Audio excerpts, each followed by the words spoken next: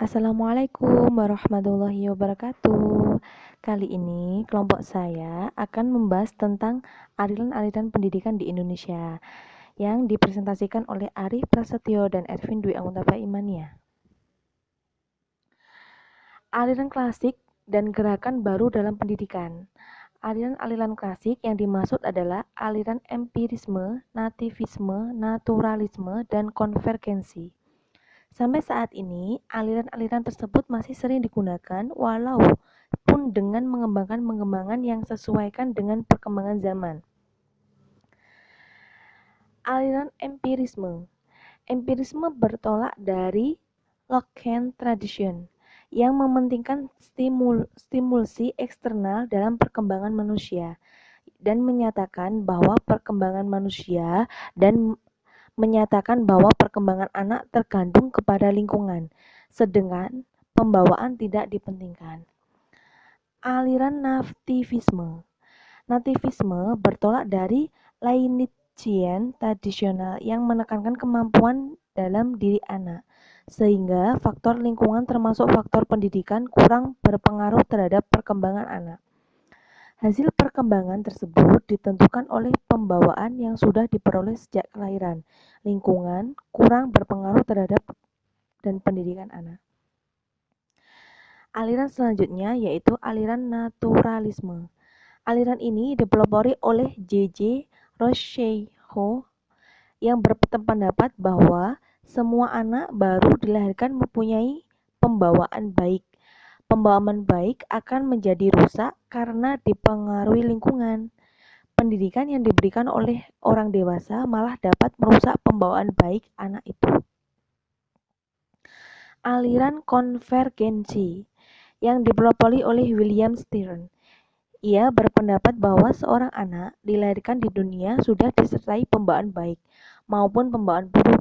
Proses perkembangan anak, baik faktor pembawaan maupun faktor lingkungan, sama-sama mempunyai peranan sangat penting.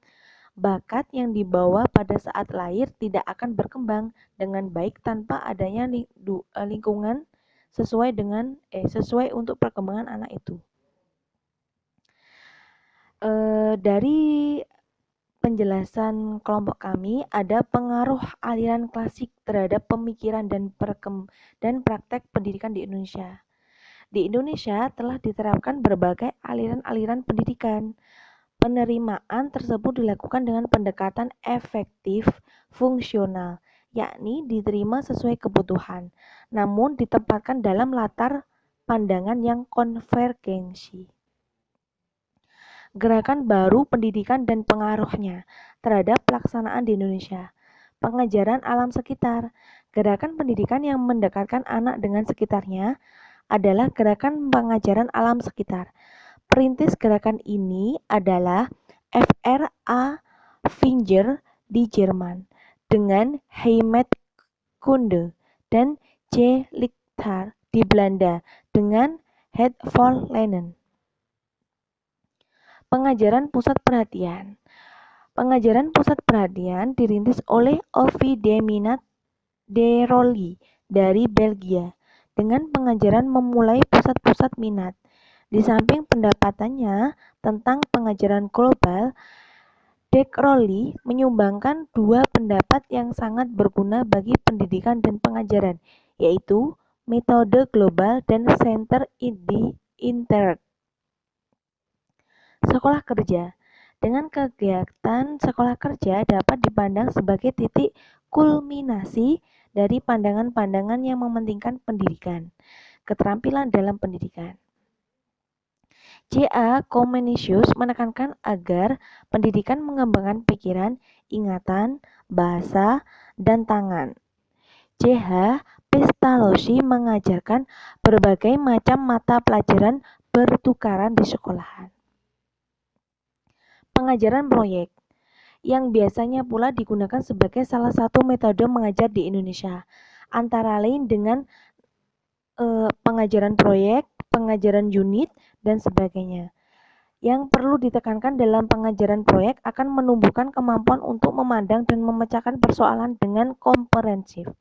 Pendekatan multidisiplin termasuk makin maju makin lama makin penting, utamanya masyarakat maju. Dua aliran pokok pendidikan di Indonesia. Dua aliran pokok pendidikan di Indonesia itu dimaksud adalah perguruan kebangsaan taman siswa dan ruang pendidikan INS Kayu Taman. Kedua aliran tersebut dipandang sebagai tonggak pemikiran tentang pendidikan di Indonesia. Perguruan kebangsaan taman siswa. Taman siswa didirikan oleh Ki Hajar Dewantara pada tanggal 3 Juli 1932 di Yogyakarta, yakni dalam bentuk yayasan.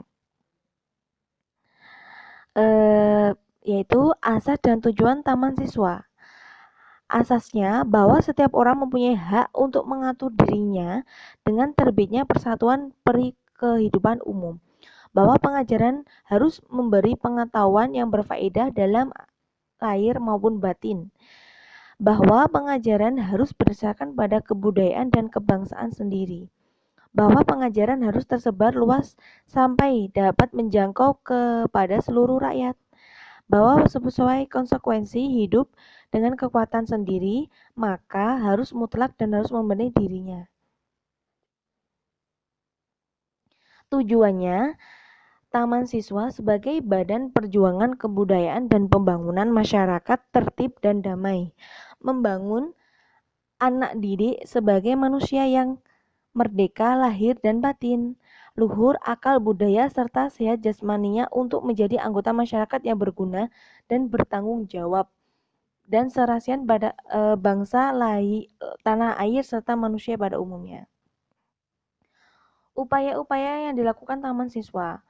Beberapa usaha yang dilakukan oleh Taman Siswa adalah menyiapkan peserta didik yang cerdas dan memiliki kecakapan hidup. Dalam ruang lingkup eksternal, Taman Siswa membentuk pusat-pusat kegiatan kemasyarakatan. Hasil-hasil yang dicapai dari Taman Siswa telah berhasil menemukan gagasan tentang pendidikan nasional, lembaga-lembaga pendidikan dari Taman Indria sampai Sarjana Wiyata. Taman Siswa pun telah melahirkan alumni-alumni besar di Indonesia. Yang kedua, yaitu ruang pendidik INS Kayu Taman. Yang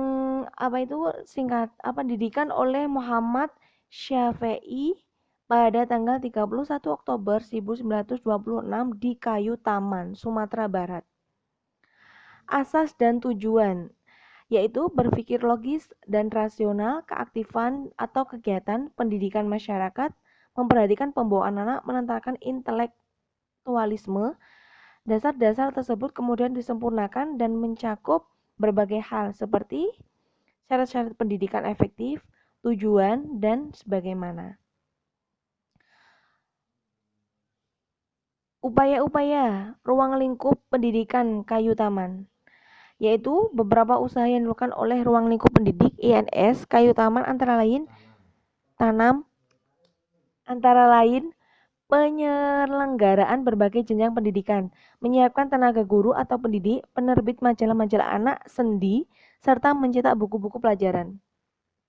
Hasilnya yaitu beberapa ruang pendidikan, jenjang persekolahan, dan sejumlah alumni. Ya, itu presentasi dari kelompok Arif dan Ervin Dwi anggota Baimania dalam materi aliran-aliran pendidikan di Indonesia. Sekian, terima kasih. Wassalamualaikum warahmatullahi wabarakatuh.